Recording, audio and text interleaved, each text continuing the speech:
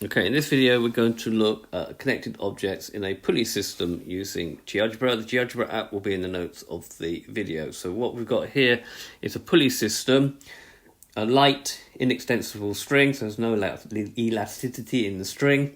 Okay, and it's light, doesn't weigh anything. We've got a mass M1 of 3 kilograms at the moment, set that way, and a mass of M2, 1.5 kilograms, and a mass of M3, 2 kilograms. And not this type of problem, maybe you have to find the tension between the two strings and the tension, and at the moment we've got the acceleration. Okay, and the way to do this type of problem, so if we just start at the moment, because 1.5 plus 2 has a greater mass than 3, it will move that way. Okay, hopefully it would stop. It would stop at this moment because it can't pull the weight through the pulley.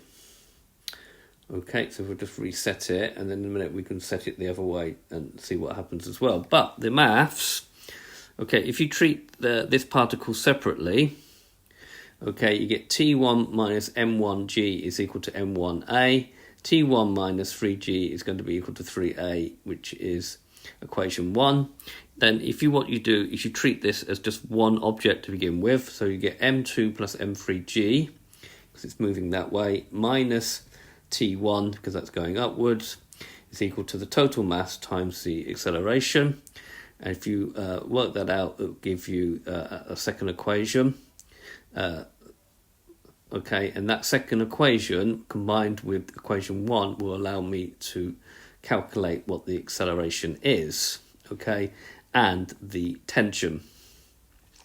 Now what you have the acceleration and the tension T1, you can now consider the masses separately. So if we do M3 first, okay, the forces acting on M3, we've got M3G acting downwards, and we've got T2 acting upwards, okay, and that will be equal to M3A, and we're going to get 2G, because M3 is 2G minus T is equal to 2 times the acceleration what I've calculated up here.